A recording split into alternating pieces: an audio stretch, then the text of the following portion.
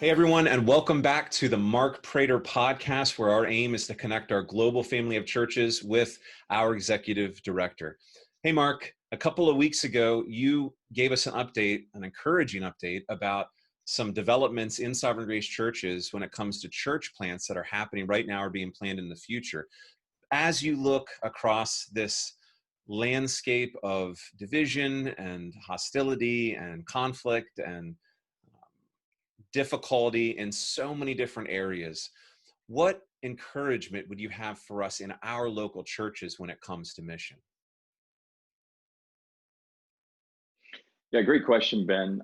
2020 continues to be just a unique year that I think is giving us new opportunities to reach the lost with the gospel, to share the good news of Jesus Christ with them. Here's what I mean. You wake up in the morning and you become aware of the news. I mean, even the last couple of weeks, the shooting this week in Kenosha, Wisconsin.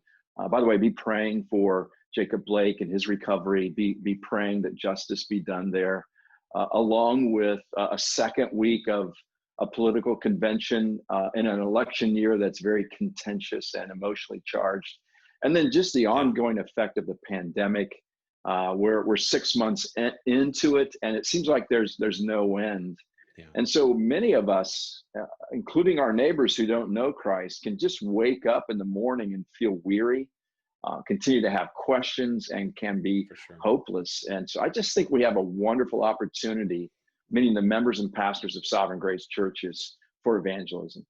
Evangelism, always a good topic.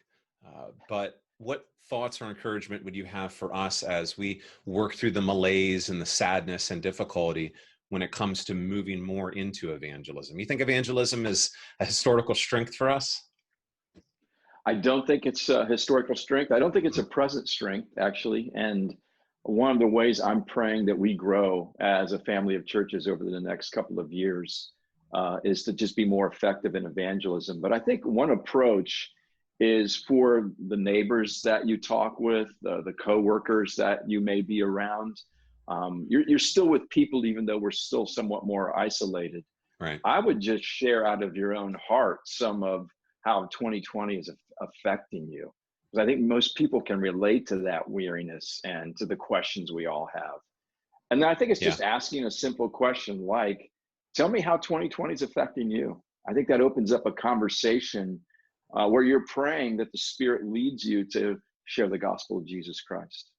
It's wonderful. And I think many would describe in this season, they feel burdened and heavy laden. And so to be able to introduce them to the one who promises rest, this is a wonderful time for that. It is. And we're seeing that somewhat, this is anecdotal, but we're seeing that in our churches. So anecdotally, pastors telling me that they've had people who watch their live stream before they began to meet in person, whether that's indoors or outdoors. And now some of those folks are showing up at church because they're looking for answers and they're hopeless. Just over the last couple of weeks, again, anecdotally, Eric Trebetsky told me about a man in his church that was just born again.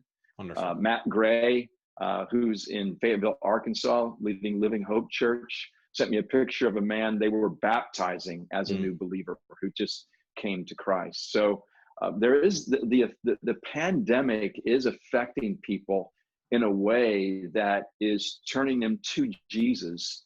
And we get to participate in that. And I'm just praying that we have more fruit as a result. Yes.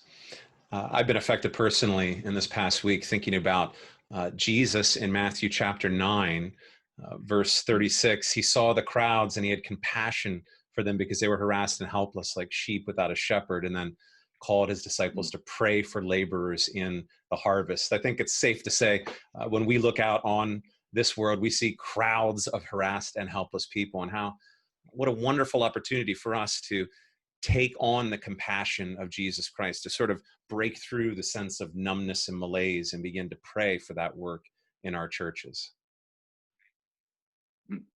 Any other thoughts before we go? Yeah.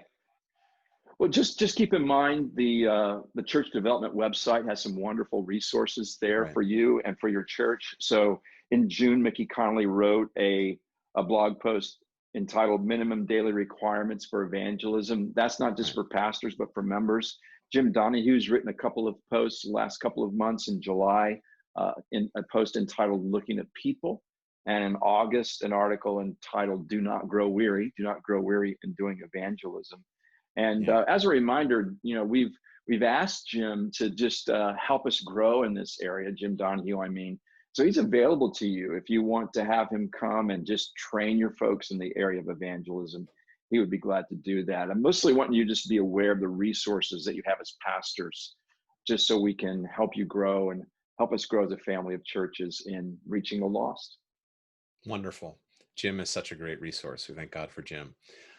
Mark, thank you for encouraging us in our shared mission together and in our mission in local churches. And thank you, everyone, for watching. And we'll see you back here next week. Thank you for watching. If you have questions or comments, Mark would love to hear from you. For more videos like this, hit subscribe on YouTube or by email at markkprater.com.